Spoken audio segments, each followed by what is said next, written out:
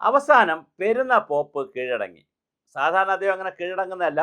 അദ്ദേഹം ഗണേഷിനെ പോടാ പുല്ലേ എന്ന് പറഞ്ഞു. സുരേഷ് ഗോപി അവിടെ കയറ്റിയില്ല. CB ആനന്ദബോസ് വന്നപ്പോൾ അദ്ദേഹത്തിന് ഡോർ അവിടെ വണ്ടിയിൽ നിന്ന് ഇറങ്ങാൻ സമ്മതിച്ചില്ല. CP രാധാകൃഷ്ണൻ വൈസ് പ്രസിഡന്റ് അവിടെ ചെല്ലട്ടെന്ന് ചോദിച്ചാൽ പറഞ്ഞു പറ്റില്ല എന്ന് പറഞ്ഞു. അങ്ങനെ വളരെ വലിയ തോതിൽ അവിടെ എന്താണ് കൃത്യമായ രാജാവിനെ പോലെ വാണിരുന്ന ആളാണ് സുകുമാരൻ നായർ. NSSലെ വലിയ മുടിചൂടാ മന്നനായിരുന്നു. പക്ഷെ ഇപ്പോൾ വാലും ചുരുട്ടി ഞാൻ BJPയോട് ബഹളത്തിനില്ലേ, അയ്യോ എന്നെ ഒന്നും ചെയ്യരുതേ, ഞാനൊരു പാവമാണേ, ഞാൻ ഇരുന്ന് പൊക്കോട്ടെ, ഞാൻ ജനറൽ സെക്രട്ടറി ആയിട്ട് ഇരുന്ന് പോട്ടെ എന്നുള്ള നിലയിൽ ഒരു പാവത്താൻ കൂറി വന്നിട്ടുണ്ട്. കഴിഞ്ഞ 2 ദിവസമായി തുടർച്ചയായി പ്രസ്താവനകൾ കൊടുക്കുകയാണ്. ഞാൻ പാവമാണ്, ഞാൻ BJPയുമായിട്ടൊരു പോരനില്ല, ഒരു തർക്കത്തിനില്ല. ഇതിൽ രണ്ടുണ്ട് കാര്യം. ഒന്ന്, BJPയുടെ കയ്യിലാണ് EDയും മറ്റ് സംവിധാനങ്ങളും ഇരിക്കുന്നത്. അതിലൊരു ഭയം കാണാതിരിക്കത്തില്ല. കാരണം ED നാളെ രാവിലെ ഒന്ന് കയറുമെന്നല്ല, പക്ഷേ എൻഫോഴ്സ്മെൻറ്റ്, ED, ഇൻകം ടാക്സ്, ഇങ്ങനെ കുറേ കാര്യങ്ങളുണ്ട്. അതിൽ ഇൻകം ടാക്സുമായി ബന്ധപ്പെട്ട ചില കാര്യങ്ങൾക്കാണ് VD സതീശനെ കാണണമെന്ന് സുകുമാരൻ നായർ ഡേറ്റ് ചോദിച്ചിട്ട് VD സതീശൻ കൊടുക്കാത്ത അതിൻ്റെ ചുരുക്ക് വേറെ കിടപ്പുണ്ട്.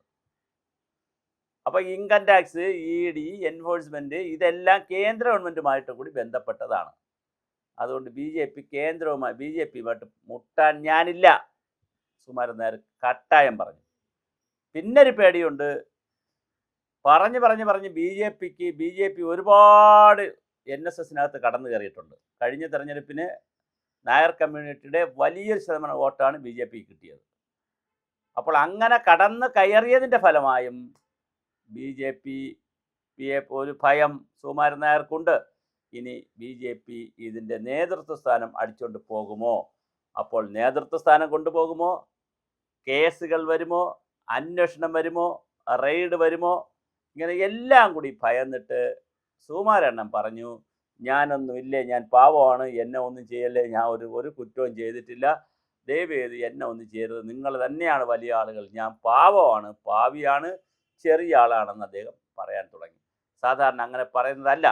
അദ്ദേഹം നേരത്തെയൊക്കെ അച്യുതാനന്ദനെതിരെയും പിണറായിക്കെതിരെയും രമേശ് ചെന്നിത്തലയ്ക്കെതിരെയും സുരേഷ് ഗോപിക്കെതിരെയും ഏത് നേതാവുണ്ടെങ്കിലും കോൺഗ്രസും കമ്മ്യൂണിസ്റ്റും ഒന്നും നോക്കാതെ വളരെ ശക്തമായ അഭിപ്രായം പറയുന്ന ആളാണ്.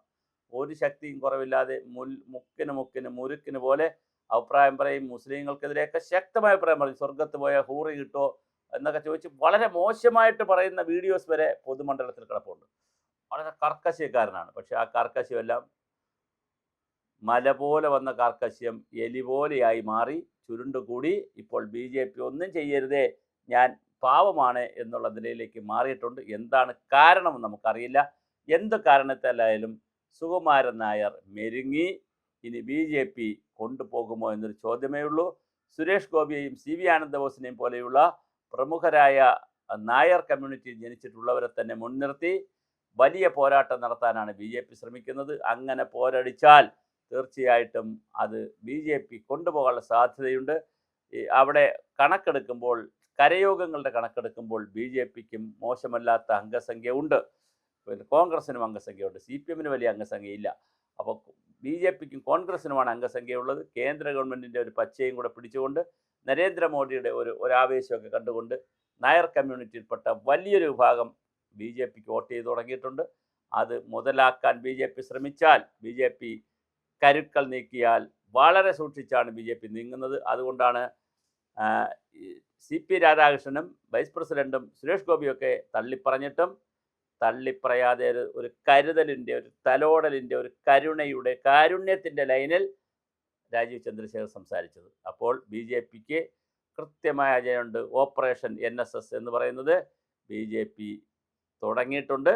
മിക്കവാറും അത് വളരെ വരുന്ന വർഷങ്ങളിൽ BJP NSS പിടിച്ചെടുത്താലും അത്ഭുതമില്ല. ഇനി അഥവാ പിടിച്ചെടുക്കാൻ കഴിഞ്ഞിട്ടില്ലെങ്കിൽ NSSനെ രണ്ടാക്കാനും BJPക്ക് മടിയില്ല. ഒന്നുകിൽ രണ്ടാക്കുക, അല്ലെങ്കിൽ പിടിച്ചെടുക്കുക. ഒന്നുകിൽ പിളർത്തുക, അല്ലെങ്കിൽ പിടിച്ചെടുക്കുക എന്നുള്ളതാണ് BJP ലൈൻ. അതിൽ ഒരുപക്ഷെ BJP വിജയിച്ചു എന്ന് തന്നെ വന്നേക്കാം.